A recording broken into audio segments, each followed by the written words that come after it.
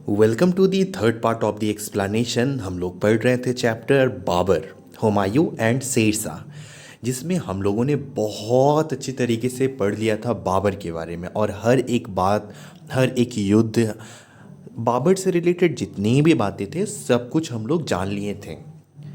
ठीक है।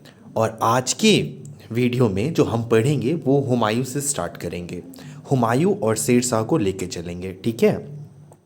पर उससे पहले मैं आपको थोड़ा सा मैप के हेल्प से ना रेफरेंस दे देना चाहता हूँ कि हम लोग पढ़ क्या रहे हैं, और ये सारे इंसिडेंट जो होंगे ना तो वो कहाँ पर होंगे वो सब के बारे में मैं आपको पहले ही अवेयर कर दे रहा हूँ, ताकि जब मैं लाइन बाय लाइन पढ़ूँ तो आपको हर एक चीज़ क्लियर हो जाए। देखो, ये है अपना भारत। और हमने पढ़ा था बाबर के बारे में कि बाबर पहले पाकिस्तान के पंजाब के एरिया को ये किया, कब्ज़ा किया। फिर धीरे धीरे हरियाणा, पानीपत, फिर दिल्ली, ये पूरा जो है ये कैप्चर कर लिया। राजस्थान वाले एरिया तक कैप्चर कर लिया था। ठीक है। उसके बाद जो बाबर का बेटा था ना, तो चार बेटा था इनका मेनली। देखो, ये सब शादी बहुत ज़्यादा करते थे। ठीक है। बट मेनली इनका चार बेटा था। और इनके बेटों का नाम था हुमायूं, कमरान, हिंदाल और अस्करी। कितने बेटे थे? चार। हुमायूं, कमरान, हिंदाल और अस्करी। ठीक है। और इन चारों बेटों में से ना जो सबसे कैपेबल और इंटेलिजेंट जो था वो था हुमायूं। ठीक है। तो अपने डेथ से पहले ना वो हुमायूं को बोल दिए कि अगर मेरा डेथ होगा तो उसके बाद राजा तुम बनोगे, और जितने भी भाई हैं तुम्हारे उसको तुम इक्वल इक्वल ज़मीन दे दोगे। ठीक है। तो ये सारी बातें हो गई।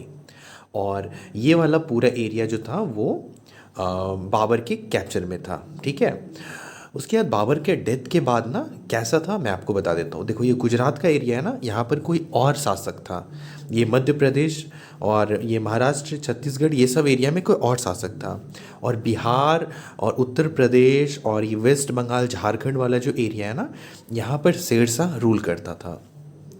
जो शेरशाह था वो उससे ये कोई लेना देना नहीं है इसका हुमायूं से। ठीक है। शेरशाह एक इंडिविजुअल, मतलब वो खुद का राजा था। जैसे मैंने आपको बताया था ना इससे पहले कि अफ़गानिस्तान से कुछ लोग आए थे और ये सब एरिया में आकर बस गए थे। तो वह उसी में से बहुत ही कैपेबल राजा था शेरशाह, जिसके बारे में हम लोग इस चैप्टर में पढ़ेंगे आगे। ठीक है। तो मेनली आपको मैं बता दिया ना कि यहाँ पर जो था वो हुमायूं का शासन था, और ये वाले एरिया में उत्तर प्रदेश, बिहार, झारखंड और वेस्ट बंगाल वाले एरिया में शेरशाह सूरी का शासन चलता था। ठीक है। तो बाबर को अब हम लोग कट करते हैं क्योंकि हमने हर एक चीज़ इसके बारे में पढ़ लिया था। और अब हम लोग पढ़ेंगे हुमायूं के बारे में, जिसके बारे में मैंने आपको बहुत सारी बातें बता दी अभी, और शेरशाह के बारे में भी बहुत सारी बातें बता दी कि इनका किंगडम किस साइड था इंडिया में। ठीक है। तो अब हम पढ़ेंगे हुमायूं के बारे में। हुमायूं कौन?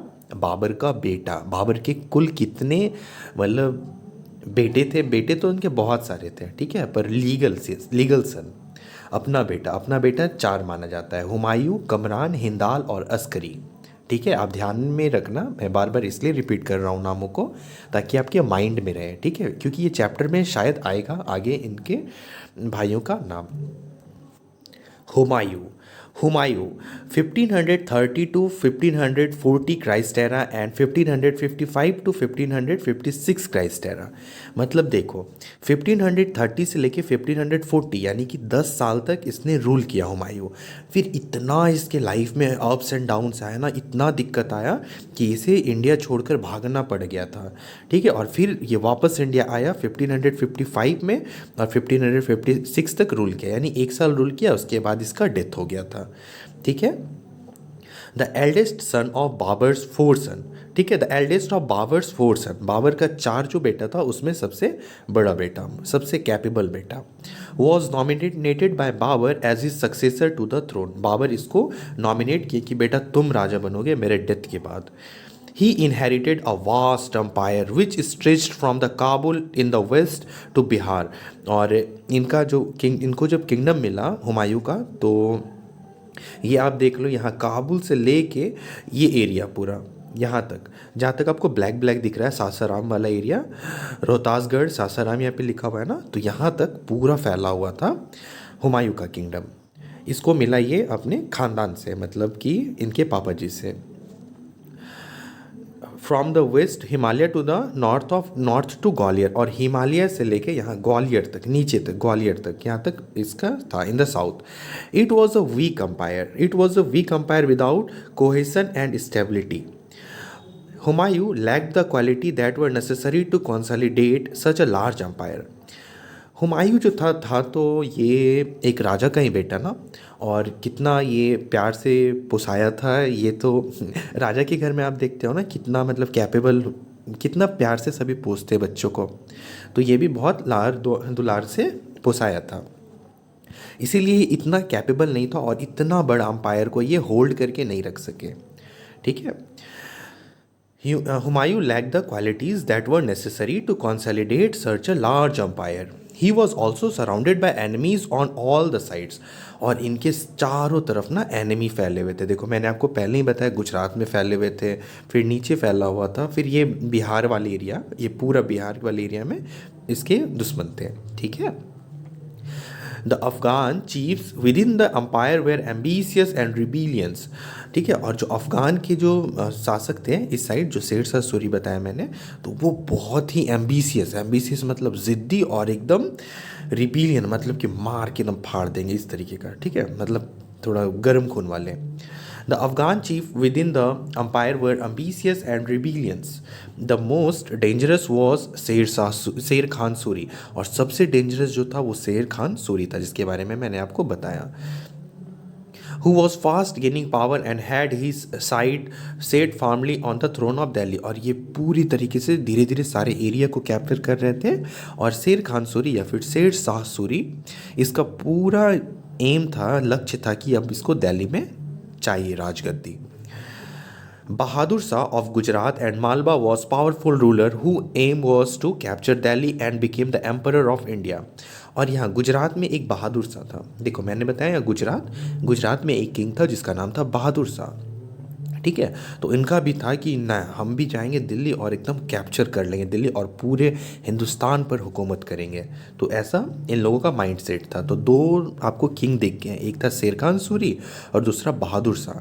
शेर खान सूरी जो था वो बिहार वाले एरिया में रहते थे, और जो बहादुर शाह था वो गुजरात वाले एरिया में रहते थे, और दोनों को चाहिए था Delhi. In accordance with his father's dying wishes, Humayun treated his three younger brother with kindness and generosity. मतलब इनके पापा बोले थे कि बेटा जब हम मरेंगे ना तो अपना तीनों भाइयों को तुम इक्वल हिस्सा ज़मीन दे देना और मारदार नहीं करना बेटा. ठीक है. इस तरीके से बोल दिए थे और तीनों को ये अच्छा से ज़मीन दे दिया Humayun. He divided the empire between himself and his brothers. However, they were openly hostile and constantly plotted against him. पर इसका जो भाई सब था ना वो बड़ा एकदम रार टाइप का था. ठीक है. और बार बार खुद अपने भाई हुमायूं को लेके ही मतलब रिबेल करना चाहता था कि हमको इतना ज़मीन काहे नहीं दिया. मतलब ज़मीन को लेके बहुत झगड़ा करते थे. ठीक है. तो आप यहाँ तक समझ गए. और एक बात मैं आपको बता देता हूँ हुमायूं के बारे में कि हुमायूं जो है ना वो बहुत धार्मिक टाइप का था. मतलब कोई कुछ बोल देता था ना, कोई पंडित जी की मतलब अमावस्या है खाना मत खाओ, मतलब धार्मिक था पूरा, बहुत ज़्यादा धार्मिक था. ठीक है. अब जो है अब हम लोग चैप्टर में पढ़ेंगे मिलिट्री एक्सपेडिशन मतलब अब मारधाड़ वाली बातें होंगी. ठीक है. अटैक ऑन चुनार का एक किला था. Humayun turn his attention to the Afghan chief Sher Khan. He attacked the fort of Chunar. ठीक है. चुनार का किला में अटैक कर दिया Humayun. He attacked the fort of Chunar, a stronghold of the fiercely ambitious Sher Khan. The siege was abandoned 4 months later in order to deal with the hostile Bahadur Shah of Gujarat. Sher Khan was allowed to keep the fort returned for a promise of loyalty to the Mughals. Attack on Chunar का जो fight हुआ हुमायूं और शेर खान के बीच में ना, तो मतलब हुमायूं जो है वो ये युद्ध जीत लिया था, बट 4 मंथ तक ना ये किला के अंदर नहीं घुस पाया. ठीक है. किला के अंदर नहीं घुस पाया. लास्ट में जो शेर खान था उसको भी लगा कि नहीं ये हुमायूं मतलब आ जाएगा तो फिर मतलब बेइज्जती हो जाएगी, मतलब इस टाइप का था. ठीक है. तो हुमायूं ने शेर खान के साथ ना एक एग्रीमेंट साइन किया कि तुम मेरा मदद करना, ठीक है। और हुमायूं ज़्यादा देर वहाँ पर उस एक जगह पर फोकस नहीं करना चाह रहा था, क्योंकि मैंने आपको बता चुका हूँ मैं आपको कि गुजरात में भी इसका जो दुश्मन था वो भी दिल्ली जीतने के लिए एकदम तड़प रहा था, ठीक है। तो ये अटैक ऑन चुनार समझ में आ गया आपको। अब हम लोग आगे देखते हैं conquest of Gujarat and Malwa. तो Humayun march against Bahadur Shah and capture the whole of Gujarat and Malwa. Bahadur Shah fled without offering any resistance. तो बहादुर शाह जो कि गुजरात का राजा था, उसके खिलाफ अब हुमायूं चला गया गुजरात उसको मारने के लिए, और वहाँ पर भी जो है वो जीत गया। और Bahadur Shah fled without offering any resistance, और बहादुर शाह जो था वो अपना दुम दबा कर भाग गया, ठीक है। फिर है loss of Gujarat. Taking advantage of Humayun abundance from Agra, Sher Khan strengthen his position in Bengal and Bihar and became very powerful. तो देखा कि देखो taking advantage of Humayun's absence, देखा कि एडवांटेज का मतलब होता है फ़ायदा। हुमायूं एब्सेंस, हुमायूं का एब्सेंस में कहाँ से, आगरा से, ठीक है। आगरा में हुमायूं नहीं था, तो शेर खान ने क्या किया, अपना मतलब पोजीशन ना स्ट्रॉन्ग किया बंगाल में और बिहार में, एंड बिकेम वेरी पावरफुल, और बहुत पावरफुल बन गया। When the news reached Humayun that शेर खान हैज़ इन्वेडेड बंगाल, फिर जब हुमायूं को खबर आया कि जो शेर खान है वो बंगाल पर आक्रमण कर दिया है, he left Gujarat and Malwa in the hand of his brother and march eastward to teach Sher Khan a lesson. तो जब देख रहे हो कितना मारपीट कर रहा है ये जो हुमायूं है, वो पहले तो ये बिहार में आके मार किया, फिर बिहार से गुजरात गया, गुजरात और मालवा में मार किया। अब जब मारपीट ख़त्म ही हुआ था तो इसको खबर मिला कि जो शेर खान है वो अटैक मतलब इन्वेड कर दिया बंगाल पे, बंगाल पर आक्रमण कर दिया है। तो फिर हुमायूं ने जितना भी कारभार था वो अपने ब्रदर के हाथ में सौंप दिया और निकल पड़े वेस्ट बंगाल की तरफ, मतलब वेस्ट बंगाल नहीं, बंगाल की तरफ। Sher Khan has invaded Bengal, he left Gujarat and Malwa in the hand of his brother and march eastward to teach Sher Khan a lesson. In the meantime Bahadur Shah return and recaptured Gujarat and Malwa. और फिर वो जो दुम दबा के भागा था बहादुर शाह, वो देखा ना कि अब तो भागा ये हुमायूं बंगाल की तरफ, तो यही टाइम है कि हमको गुजरात ले लेना है अपना जगह। तो फिर ये अटैक कर दिया गुजरात में और रिकैप्चर कर लिया गुजरात को। जो बहादुर शाह जो वहाँ पहले के राजा थे वो फिर से वहाँ पर कैप्चर करके अपना जो है अच्छे से सभी को भगा दिए जो भी हुमायूं के पार्टी का था। अब आता है इन्वेजन ऑफ बंगाल। अब मारपीट हो रहा है कहाँ पर, बंगाल में। Invasion of Bengal. Humayun spent 6 month besieging the Chunar fort. 6 month इसने बर्बाद कर दिया वो चुनार फोर्ट के पीछे। Meanwhile Sher Khan invaded Bengal again and captured Gaur. और जो शेर खान जो बंगाल पर आक्रमण किया था वो कैप्चर कर लिया था गौड़ को। गौड़ जो था वो कैपिटल था बंगाल का। He seized all the treasures he found there and return to Bihar. और जितने भी सोना चांदी खजाना जितना भी था ना सबको लूटकर वापस बंगाल ये बिहार आ गया। Humayun reach Gaur unopposed and wasted several month in merry making ये शादी ब्याह करने में मतलब शादी ये सब बहुत करता था, ठीक है। तो शादी ब्याह करने में ये बहुत सारा समय अपना बर्बाद कर दिया। Mean while his brother Hindal, ठीक है। हिंदाल के बारे में मैंने आपको पहले ही बताया कि हुमायूं 4 भाई थे। हुमायूं हो गया, कमरान, हिंदाल और अस्करी। तो हिंदाल क्या किया, reach Agra and declared himself emperor. ये आगरा पहुंच गया और घोषणा करता है कि हम ही हैं अब यहाँ के बादशाह। शेर Khan cut off Humayun's supplies and line of communication with Agra. और ये जो शेर खान था वो पूरे तरीके से कट ऑफ कर दिया हुमायूं को, मतलब खाना पीना बातचीत सब कुछ के लिए ख़त्म कर दिया, मतलब सारे सप्लाई कम्युनिकेशंस का ख़त्म कर दिया आगरा से। फिर हुआ बैटल ऑफ चौसा। ज़्यादा कॉम्प्लिकेटेड तो नहीं हो रहा है ना आप आराम से बातों को समझना, ठीक है। और जो बात नहीं समझ आए ना वो आप 10 सेकंड पीछे कर लेना, फिर से आपको मेरी बातों को अच्छे से ध्यान से सुनना, आपको आ जाएंगे, ठीक है। और हो सकता है कि आप ये फर्स्ट टाइम ये सारी बातें सुन रहे हो तो इस वजह से नहीं आ रही हो समझ में इन केस ठीक है, बट आई होप समझ आ रहा होगा, ठीक है। अब हम पढ़ते हैं बैटल ऑफ चौसा। शेर Khan was consolidated his position and now ready to face Humayun. शेर खान जो था पूरे तरीके से रेडी था हुमायूं को फेस करने के लिए। Who could not retreat towards Agra, और अब जो है ये तो शेर खान ने इसका सारा कम्युनिकेशन बंद कर दिया ना, कट ऑफ कर दिया, तो अब जो है ये वापस आगरा तो नहीं जा पाएगा। तो इन 1539 Christ era the two आर्मीज faced each other at Chausa for 3 months, और फिर 3 महीने के लिए फिर मार हुआ चौसर में। While negotiations for peace were on, शेर Khan launch a sudden attack. तो मतलब while negotiation for peace मतलब कि शांति का बातचीत हो रहा था कि अटैक कर दिया शेर Khan. The Mughal army was completely routed, और पूरे तरीके से उनका हालत ख़राब हो गया।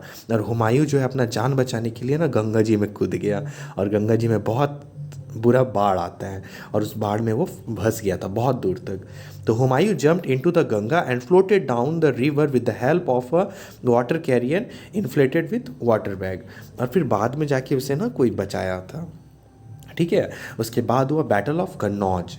Encourage by his successor Sher Khan plan another attack on the Mughal force. फिर मतलब बहुत ज़्यादा ये सोच रहे थे कि अगर मुग़ल रहेगा ना दिल्ली में तो जीने नहीं देगा, तो पहले मुग़ल को ही उखाड़ कर फेंक दो, ऐसा सोच रहे थे शेर खान, यानी कि शेरशाह सूरी। तो इनकरेज बाय हिज सक्सेस शेर Khan plan another attack on the Mughal force, और कुछ दिन पहले ही अटैक किए थे ना हुमायूं पे, और उनको गंगा जी में भंसा दिए थे, तो फिर से सोचे थे कि फिर से अटैक करना है उस पर। And made elaborate military preparation. In 1540 Christ era, the two armies clashed at Kannauj, और फिर कन्नौज में फिर से मार हुआ। The Mughal force were decisively defeated this time, और मुग़ल की जो सेना थी एकदम बहुत बुरे तरीके से हार गई। शेर Khan became the master of Delhi, अब आ गया था कमान पूरे हिंदुस्तान का शेर खान के हाथ में, and Agra, and assume the title of Sher Shah, और खुद ही अपना टाइटल लिए Sher Shah. A large but fragile Mughal empire came to an end, was replaced by Afghan ruler, और अब जो है जो शेरशाह थे वो अब दिल्ली के जो है वो बादशाह बन गए थे। और अब आप सोचो कि हुमायूं का क्या हाल हुआ होगा। हुमायूं तो अब ना घर का रह गया ना घाट का रह गया, तो फिर क्या था।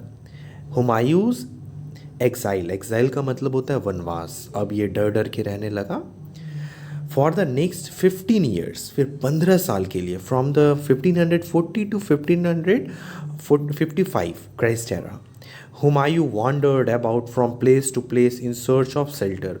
हुमायूं एक जगह से दूसरे जगह रहने की तलाश में आता जाता रहा छुप छुप कर। His brother refuse to help him, और इनका खुद का भाई ना मना करती है इसका हेल्प करने के लिए। In 1542 Christ era, in a small town named Amarkot in Sindh, a son Akbar was born to Humayun and his wife Hamida Bano। ठीक है, तो इसकी ना एक वाइफ थी, वाइफ इन लोगों का ढेर सारा वाइफ होता था। ठीक है, तो इनकी एक वाइफ थी जिनका नाम था हमीदा बानो बेगम। तो हमीदा बानो बेगम को ना ये क्या किया था कि अपने एक फ्रेंड के यहाँ बोला था कि देखो यार, मेरे पीछे तो सभी राजा मतलब मेरे पीछे हाथ धोकर पड़ गए हैं, हमको तो वो मार देंगे, हम नहीं चाहते कि मेरी बीवी और मेरा जो होने वाला बच्चा है उसे कुछ भी हो। तो इसलिए ना हुमायूं जो है वो अमरकोट, जो कि सिंध आज के ज़माने में पंजाब में सॉरी पाकिस्तान का जो एरिया है वहाँ पर अपनी बीवी को रख दिया था, जो कि प्रेग्नेंट थी, जिससे कि इनका बेटा हुआ एक जिनका नाम था अकबर। ठीक है, whom he had married during his exile। और ये हमीदा बानो से पता ही कब शादी किया था, जब ये एक्साइल पे निकला था, मतलब कि वनवास में निकला था तब किया था शादी। Humayun finally left India and found refuge and assistance in the court of Persian empire. फिर वो पर्सिया गया, पर्सिया यानी कि ईरान गया, और ईरान के वहाँ राजा जो थे उसको जाकर बोला कि देखिए महाराज ऐसी ऐसी बात है, तो हमको रहने दीजिए, खाने पीने का कुछ कीजिए, मेरा सब कुछ ख़त्म हो गया है। तो ये सारी बातें बोले। फिर वो जो पर्सियन एम्पायर थे ना वहाँ पे ये रहा और पूरे तरीके से मेंटली प्रिपेयर्ड हो गया और इंडिया पर अटैक करने के लिए रेडी हो गया। हुमायूं's रिटर्न, फिर वो हुमायूं क्या हुआ, रिटर्न हुआ with the military with help from the Shah of Persia, मतलब कि वहाँ के राजा से मदद लिया, फिर आर्मी अपना खड़ा किया। Humayun return and recovered Kabul Kandahar from his brother Kamran. उसका उनके भाई कमरान के पास थे दो जगह, काबुल और कांधार। ये काबुल और कांधार जो है वो अफ़गानिस्तान वाला एरिया है। तो अफ़गानिस्तान वाले एरिया से पहले ये छीने अपने भाई से। उनका भाई का नाम था Kamran. Kamran was blinded and sent to Mecca. उसको अंधा कर दिया और उसे मक्का भेज दिया। By 1554 Christ era Humayun had consolidated his position in Afghanistan, और पूरे तरीके से दबदबा बना लिया अफगानिस्तान में। देखो ये वाला पार्ट है काबुल जो दिख रहा है ना आपको, ये वाला पार्ट है अफगानिस्तान। ठीक है, ये पेशावर तो हो गया पाकिस्तान में, बट ये काबुल जो है वो अफगानिस्तान में है। His successors were considered his position of Ghana. Sher Shah had died. Sher Shah had died in 1545. His successors were weak. Sher Shah कौन? वही शेर शाह सूरी। अभी हम लोग इनके बारे में पढ़े नहीं है, शेर शाह सूरी के बारे में इसके बाद पढ़ेंगे, ठीक है ना। बट शेर शाह सूरी का डेथ हो जाता है, और शेर शाह सूरी के जो सक्सेसर हैं यानी कि उनके आने वाले जो वंश है वो पूरे तरीके से बकलोल, weak and incompetent. Taking advantage of the situation, Humayun returned to India and recaptured Delhi. तो ये शेर शाह सूरी का जो था बेटा सब जो था वो उतना कैपेबल नहीं था, बकलोल था, इसीलिए जो हुमायूं है वो फिर से दिल्ली पर अटैक किया और कैप्चर कर लिया दिल्ली और आगरा को भी।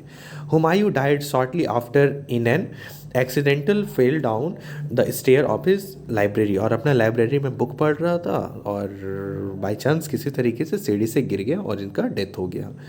A detailed account of हुमायूं's life, हुमायूंनामा was written by his sister Gulbadan बेगम। और ये सारी बातें हमें कहाँ से पता चलती है?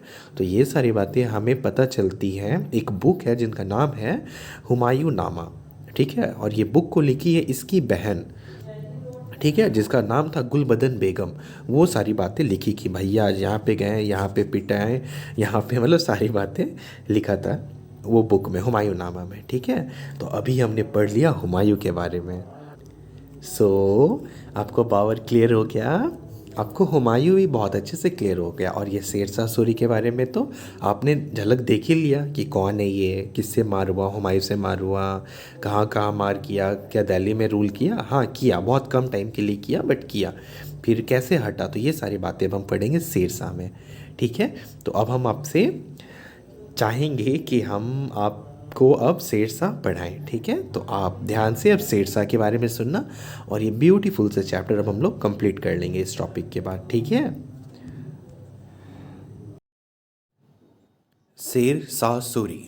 शेर Khan Suri decisively defeated Humayun in the Battle of Kannauj in 1540 Christ era and drove him out of the country। तो बैटल ऑफ कन्नौज के बाद शेर खान सूरी जो है वो हुमायूं को लात मारकर अपने देश से बाहर भेज दिया था। He ascended the throne of Delhi under the title of Sher Shah, और ये अपने आप को दिल्ली का शेर शाह बोलकर ये राजगद्दी पर बैठ गया इन 1540 टू 1545, 5 सालों के लिए। And established Afghan rule in India, और अफगान रूल इस्टेब्लिश कर दिया इंडिया में, ठीक है। तो यहाँ तक तो आप देख लिए कि शेर खान जो है वो बैटल ऑफ कन्नौज में हुमायूं को हराकर दिल्ली का राजा बन जाता है 5 साल के लिए। अब इसने 5 साल में क्या क्या काम किए, कितने सिक्के चलाए, लोगों से कैसा व्यवहार रखता था, ये सब बातें अब हम लोग पढ़ना है इसके बाद, ठीक है ना। तो ओवरऑल चैप्टर बहुत आसान होने वाला है। अब चलो अब आगे पढ़ता हूँ। Sher Shah was the son of Hasan Khan, a jagirdar of Sasaram in Bihar. तो ये जो शेर शाह थे इनके पिताजी का नाम हसन खान था, और इनके जो पिताजी थे ना वो बिहार में एक जगह है सासाराम करके, तो वहाँ पर के वो जागीरदार थे, मतलब देख रेख करते थे उस एरिया का। Originally named Farid Khan, he was given the title of Sher Khan after he single handedly killed a tiger. और इनके पापा जी ने ही इनको शेर खान नाम दिया, शेर खान का टाइटल दिया, और ये टाइटल तब दिया जब जब ये जो है शेर शाह ये एक टाइगर को मार दिए थे, वो भी निहत्थे हाथों से, मतलब अपने हाथों से, कोई भी वेपन से नहीं। He joined the Mughal army, but Babur invaded India and learned the technique of Mughal warfare। और इनके जो पिताजी हैं वो मुग़ल आर्मी ज्वाइन किए थे और बाबर के टाइम पे ज्वाइन किए थे। और बाबर जो भारत पर आक्रमण कर रहा था ना, तो उसका युद्ध का नीति कुछ अलग था। वो तुगलकमा नीति से युद्ध करता था, ठीक है। और वही युद्ध इनके पिताजी सीख दिए थे। Taking advantage of the political instability followed Babur's death, Sher Khan establish his authority in Bihar and Bengal. फिर देखा कि बाबर कमज़ोर हो रहा है, तो इसका जो बेटा था शेर खान, तो वो अब धीरे धीरे सोचने लगा कि अब हमको भी हुकूमत करना है, ठीक है, पूरे भारत पे। Sher Khan establish his authority in Bihar and Bengal. और सबसे पहले जो शेर खान था वो अपना अथॉरिटी जो है वो बिहार और बंगाल के एरिया में इस्टेब्लिश किया। Sher Shah was determined to drive out Mughal from India and re establish Afghan rule. और शेर शाह जो थे वो मतलब पूरे तरीके से डिटरमाइंड थे कि इन बादशाहों को, मुगल्स को हटा के भारत से फेंक देंगे, और पहले जो सुल्तान हुआ करता था ना, जो दिल्ली सल्तनत था, तो उसका मतलब उसी का जो है अब कंटिन्यू करेंगे। He defeated Humayun in the Battle of Chausa and the Battle of Kannauj and occupied the throne of Delhi। तो दो बैटल हुए, बैटल ऑफ चौसा और बैटल ऑफ कन्नौज। फिर वो दिल्ली पर पूरी तरीके से शेर शाह जो है वो अपना धाक जमा कर बैठ गया। Between 1540 Christ era and 1545 Christ era, Sher Shah conquered Malwa, Rajputana, Multan, Sindh and Punjab. अब देखो, अब ये राजा बन गया तो इसका मतलब ये तो नहीं ना कि ये हाथ पे हाथ डालकर बैठेंगे। इनका तो सपना था ना पूरे भारत पर अपना साम्राज्य हासिल करना। तो इसीलिए जब वो राजा बने उसके बाद मालवा के एरिया में, राजपूताना एरिया में, मुल्तान जो आज के टाइम पे यहाँ पाकिस्तान में है, सिंध पाकिस्तान वाला सिंध, और पंजाबी पाकिस्तान वाला पंजाब, वो सब एरिया में जाके अपना ये कैप्चर किए। During the sage of Kalinjar in 1545 he died in an accidental explosion of gun powder, bringing in an and brief but brilliant 5 year rain. और फिर एक ना ये कालिंजर का किला था, बहुत ही शानदार किला था, मध्य प्रदेश के तरफ था। तो उस किला को कैप्चर करने के लिए गए, और ये ना सीख चुके थे कि कैसे मुग़ल लोग लड़ाई करते हैं। तो ये बारूद का इस्तेमाल कर रहे थे, और ये ना किला पर बारूद मारे, पर बारूद जो है वो दीवार पर ना फट के वापस इसी के पास आया, और बारूद फट गया और इसकी डेथ हो गई, चिथड़े उड़ गए थे इनका। और इनका 5 साल का जो ब्रिलियंट टेन्योर था वो अच्छे से ये पूरे किए। Within 10 years of Sher Shah's death, Humayun returned to India and recaptured Delhi and Agra। फिर जो हुमायूं जो था, जो ईरान में, पर्सिया में इधर उधर भटक रहा था, तो उसको जब पता चला कि शेर खान जो है उसका डेथ हो गया, तो खूब खुश हो गया और एकदम पूरा ये भारत पर आने का ये मूड बना लिया। शेर शाह एडमिनिस्ट्रेशन, कि शेर शाह कैसे सब कुछ संभालता था। Sher Shah was a brilliant organiser both in military and civil affairs. Military को भी बहुत अच्छे से संभालता था और जनता को भी बहुत अच्छे से संभालता था।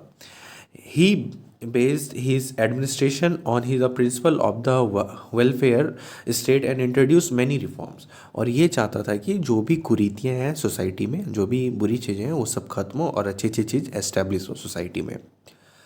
Central administration. Sher Shah was the supreme head of the central administration. He divided the government into several departments. Each department was under the charge of minister. तो ये सभी डिपार्टमेंट को अलग अलग बांट दिए थे, जैसे हेल्थ के लिए कोई और देखेगा, डिफेंस के लिए कोई और देखेगा, बिजनेस के लिए कोई और देखेगा, और उसमें भी छोटे छोटे मिनिस्टर्स, मतलब उस डिपार्टमेंट का भी एक मिनिस्टर होता था, जैसे आज के समय में होता है, बिल्कुल उसी तरीके से होता था।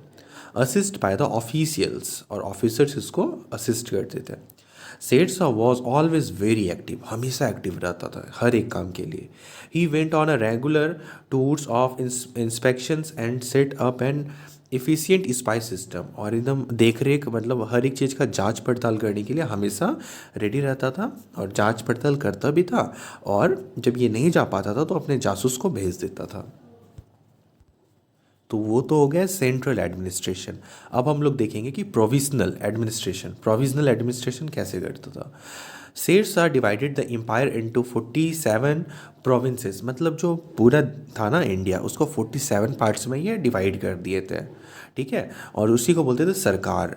Each provinces were further divided into district and Parganas, और वो भी जो 47 प्रोविंसेस हैं, जो सरकार है, उसको भी छोटे छोटे डिस्ट्रिक्ट्स और परगना में बांट देते थे।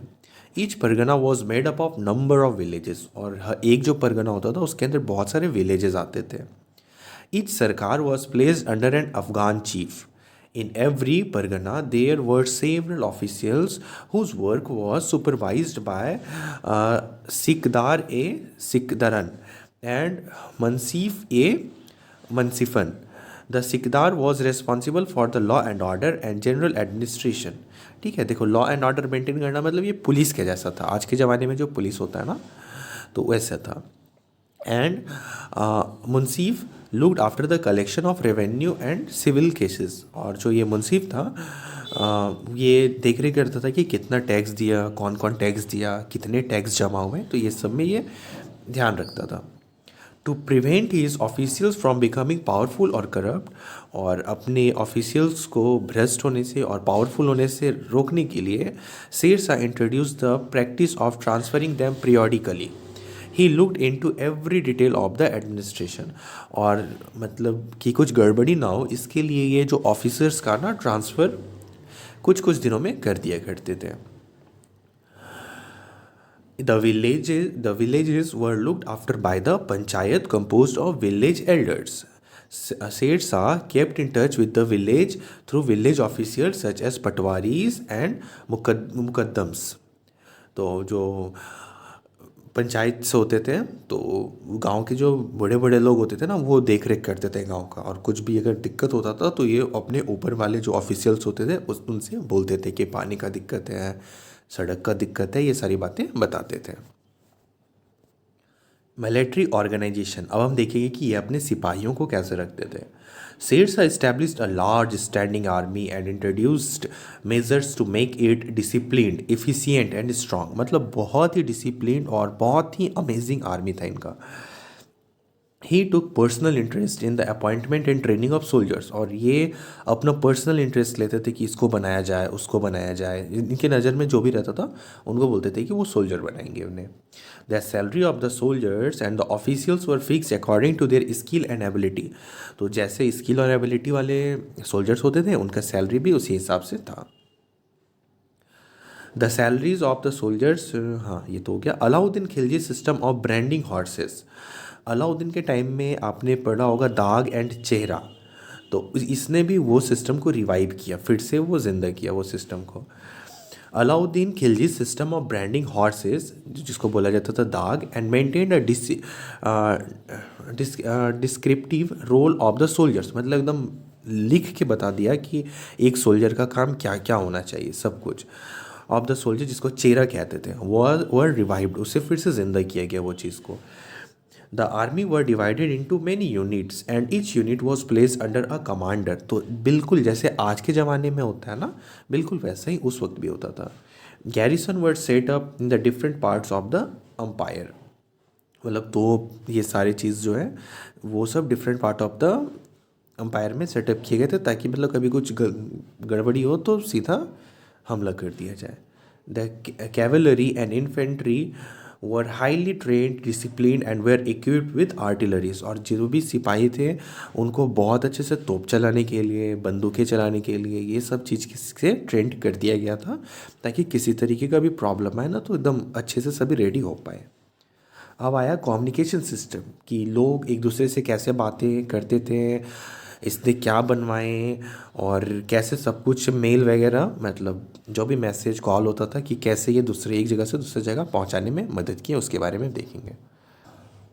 आप इतना समझ लो ना कि इसने 5 साल तक दिल्ली पे हुकूमत की, और इसने पूरा इंडिया को बदलने का बहुत हद तक कोशिश किया, पर इनका डेथ हो गया था वही एक्सप्लोजन से, बारूद फटने से। Now communication system, Shairshah built an excellent network of roads to facilitate the quick movement of officials and troops throughout the empire to promote trade and commerce, to make travelling easier and comfortable. तो इसने सबसे पहले ना रोडों का जाल बिछा दिया। इंडिया में बहुत रोड बनवाया इसने। क्यों बनवाए? तो 3 रीज़न यहाँ पे दिया गया है। पहला रीज़न है कि अगर कोई दिक्कत होता है तो आर्मी जो है वो आसानी से एक जगह से दूसरी जगह जा सके, घोड़ों की मदद से, बैलगाड़ी की मदद से, ये सब की मदद से जा सके। सेकेंड है to promote trade and commerce, मतलब बिजनेस बढ़ाने के लिए। और थर्ड जो है वो है ट्रैवल इजी करने के लिए, इजी और कंफर्टेबल। अगर रास्ता सही रहेगा तो बाहर से लोग इंडिया में आएंगे, और इंडिया में आएंगे और कुछ दिन रहेंगे तो इंडिया का रेवेन्यू बढ़ेगा। फिर है the grand trunk road was the longest and the most important of the 4 major road that he built. It connect Sonargaon in present day Bangladesh in the east to Peshawar in the present day Pakistan in the north west. तो सोच लो आप, बांग्लादेश से पाकिस्तान तक इसने road बनाया और इस road का नाम था grand trunk road. Shady trees were planted on both sides of the road and rest house and wells were built at regular interval for travelers and merchants। और रोड के दोनों साइड इसने प्लांट लगवाए थे और हर एक इंटरवल में, मतलब हर 5-6 किलोमीटर पर एक रेस्ट हाउस हुआ करता था और वेल भी खुदवा के रखे थे, कुआं, ताकि जो ट्रैवलर्स हैं और जो मर्चेंट्स यानी कि व्यापारी है उन्हें दिक्कत ना हो किसी भी तरीके का। The salaries were also as Dak Chowkis post house. 2 horsemen were kept ready at each post house to carry a royal mail to different parts of the country। और मतलब घुड़सवार को रखे थे कि अगर कुछ मैसेज है तो जल्दी से एक जगह से दूसरी जगह भेजा जाए। Trade and commerce.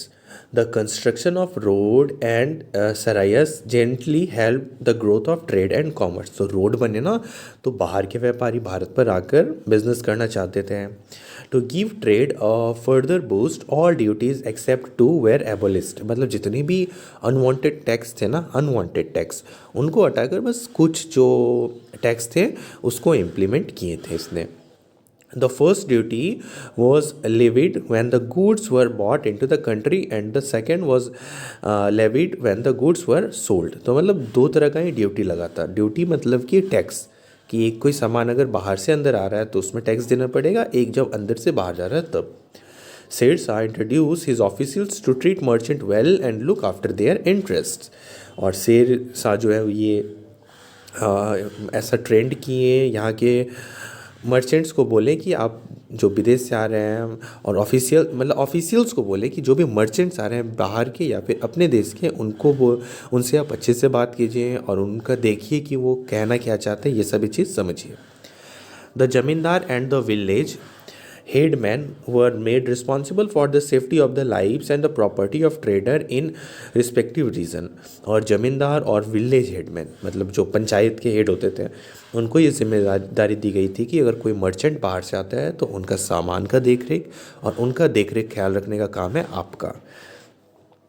New weight and measures were introduced. और न्यू वेट मतलब कि नापने के लिए नए तरीके का इस्तेमाल होने लगा।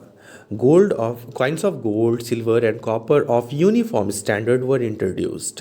The silver coin issued by Sher Shah called रुपया was so well that it remained a standard coin for centuries after his death। मतलब बहुत अच्छे से ये कॉइन भी बनाए थे, गोल्ड कॉइन, ठीक है। और गोल्ड भी था, सिल्वर भी था, कॉपर भी था, और इतने ये अमेजिंग थे ना कि उनके डेथ के बहुत सालों के बाद तक भी ये कॉइन्स चलते रहते थे। Sher Shah was a staunch believer in justice. Sher Shah जो थे वो मतलब जो जस्टिस है ना, न्याय पर बिलीव करते थे कि किसी को भी न्याय मिलना चाहिए, चाहे वो अमीर है या गरीब हो। एवरीवन वाज ट्रीटेड इक्वली, और सभी को एक जैसा ट्रीटमेंट मिलना चाहिए। The criminal law was harsh and punishment were severe. और जो क्रिमिनल लॉ होता था, अगर कोई एक किसी का मर्डर कर देता था तो उसके लिए बहुत हार्श लॉ था। This was done to deter people from committing crimes. और ये इसलिए बनाया गया था ताकि लोग डरे क्राइम करने के लिए। The village headman and the local chieftains were made responsible for any crime that took place in their area. और सारा भार जो है, सारा मतलब रिस्पॉन्सिबिलिटी विलेज हेडमैन पे और लोकल चीफियंस मतलब जो उस जगह के हेड है उस पर उसके माथे पे चल जाता था अगर कोई क्राइम होता था। They were severely punished if they failed to track, और अगर ये हेडमैन अगर नहीं पकड़ पाए कि कौन क्राइम किया है तो ये हेडमैन को ही पनिशमेंट मिलता था। डाउन अ रॉबर और अ मर्डरर, जो भी रॉबर हो या मर्डरर हो, अगर उसे नहीं पकड़ पाए हेडमैन तो उसे बहुत बुरा पनिशमेंट मिलता था। द मैथड सेड्सा was were harsh and ruthless but effective, मतलब नियम कानून तो बहुत हार्ड थे बट वो इफेक्टिव थे। रेवेन्यू सिस्टम, सेठ साहब को पैसे कहाँ से आते थे इसके बारे में पढ़ेंगे। सेठ साहब greatest achievement was his revenue system. Several reforms were introduced to improve the existing system. Land assessment, तो पहला है land assessment. The land was carefully surveyed and measured every year. तो जितने ज़मीन होते थे ना किसानों का, जो लैंड लॉर्ड्स होते थे, तो उनका ज़मीन हर साल नपाई होता था कि कहीं वो बेईमानी तो नहीं कर रहे हैं ना, कि ये उपज रहे हैं 10 रुपये का उपज रहे हैं और टैक्स मात्र ये 1 रुपया दे रहे हैं या 50 पैसे दे रहे हैं। तो ऐसे होता था measurement. The average produced was calculated on the basis of its fertility. और ऐसा नहीं था कि सिर्फ खेत ही अपना ये करते थे, जो फसल होते थे उसका भी एवरेज कैलकुलेट किया जाता था। 1/3 of this was paid to be as taxed in kind of cash और काइंड। और जितना भी अनाज उपजा है तो उसका 1/3 जो है टैक्स में देना पड़ता था। The land was divided into 3 types, good, bad और middling, on the basis of fertility. Good मतलब बहुत अच्छा वहाँ पे फसल उगता है, बैड मतलब थोड़ा सा ख़राब, गुड की कंपैरिजन में थोड़ा सा खबर, और मिडलिंग मतलब नहीं, अच्छा नहीं। सेट्स आर insisted to lenient assessment but strict collection of taxes, मतलब टैक्स लेने में कोई कटौती नहीं है, बहुत सिंसियरली टैक्स लिया जाता था। Taxes were reduced and loan were granted if the crops were damage during the war और if they fail due to the natural calamities such as drought और फ्लड। तो अगर बाढ़ आ गया या सुखाव आ गया या फिर वॉर की वजह से अगर क्रॉप डैमेज हो जाता था तो उसका जो टैक्स है वो माफ़ कर दिया जाता था, उनको लोन मिलता था उन लोगों को, उन किसानों को। ठीक है।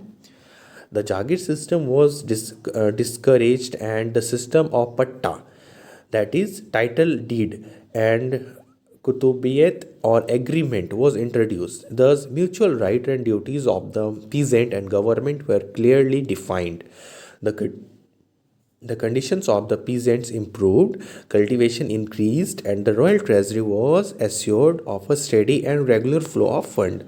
तो फसल भी बहुत अच्छे से हो रहे थे और टैक्स भी बहुत मिल रहा था। टैक्स मिल रहा था तो जो राजा है उनका खजाना भी बढ़ता जा रहा था।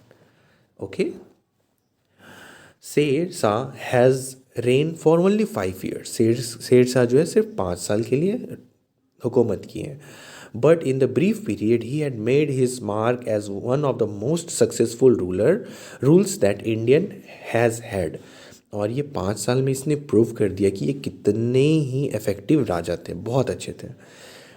The claim to fame of his remarkable ruler lay in the high standard of governance that he had set up, his visionary reforms that served as a blueprint for future monarchs। और जितने भी societies में कुरीतियाँ थी ना तो सभी को ख़त्म किए, और ये बाद में जो भी मोनार्क्स आए, मतलब जो भी राजा हैं, उनके लिए एक ब्लूप्रिंट साबित हुआ। ब्लूप्रिंट मतलब उनके लिए बहुत आसान हो गया रास्ता फिर। ठीक है। So this was our whole chapter.